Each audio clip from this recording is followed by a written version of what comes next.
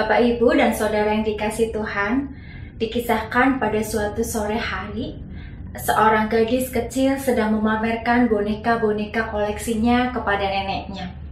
Sang nenek kemudian bertanya kepadanya, "Boneka mana yang paling kamu sukai?" Sang cucu menjawab, "Aku akan menjawab asalkan nenek berjanji tidak akan tertawa setelah tahu." Sang nenek mengangguk tanda setuju. Gadis kecil itu kemudian masuk ke kamarnya dan kembali dengan membawa boneka yang paling jelek. "Kenapa boneka ini yang paling kamu sukai?" tanya sang nenek penasaran. Gadis kecil itu menjawab, "Karena boneka ini yang paling membutuhkan cintaku dibanding boneka lain yang bagus-bagus itu." Bapak, Ibu, dan Saudara yang dikasihi Tuhan, demikian juga dengan Yesus. Betapa Yesus mencintai kita yang berdosa dan penuh kelemahan.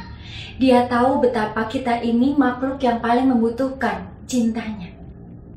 Di dalam Markus pasal 2 ayat 16 sampai dengan 17 diceritakan, para ahli Taurat dan orang-orang Farisi merasa tidak senang melihat Yesus bercakap-cakap dengan pemungut cukai. Mereka datang bukan untuk mendengarkan khotbah Tuhan Yesus supaya bisa diyakinkan untuk menjadi lebih baik, tetapi mereka datang untuk melihat sendiri bahwa Tuhan Yesus duduk bersama dengan para pemungut cukai dan orang-orang berdosa yang lalu membuat mereka menjadi marah. Para ahli Taurat dan orang-orang Farisi berusaha keras memadamkan kebanggaan para murid terhadap guru mereka. Para ahli Taurat dan orang Farisi menuduh Yesus sebagai orang yang punya watak tidak suci.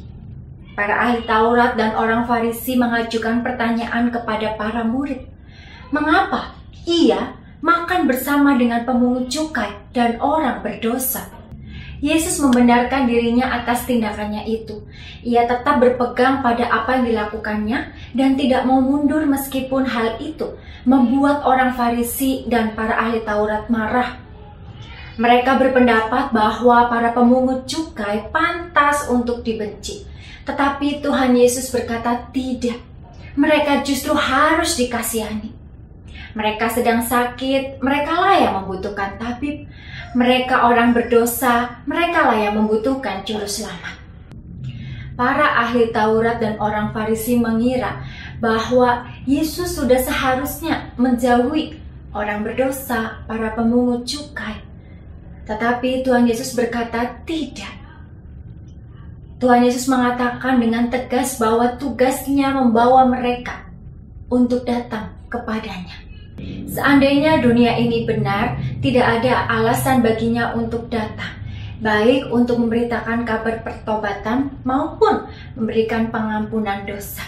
Ke dalam dunia yang penuh dengan dosalah Tuhan Yesus diutus, dan karena itu pekerjaannya sebagian besar dilakukan di antara mereka yang paling berdosa.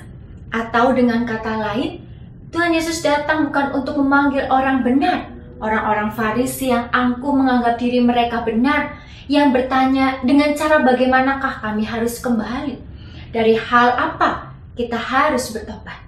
Tetapi Tuhan Yesus datang kepada para pemungut cukai yang mengakui dirinya berdosa dan merasa senang karena diundang dan diajak untuk bertobat oleh Tuhan Yesus. Bapak, Ibu, dan Saudara yang dikasihi Tuhan, betapa Yesus mencintai kita yang berdosa dan penuh kelemahan. Ia tahu betapa kita ini makhluk yang paling membutuhkan cintanya.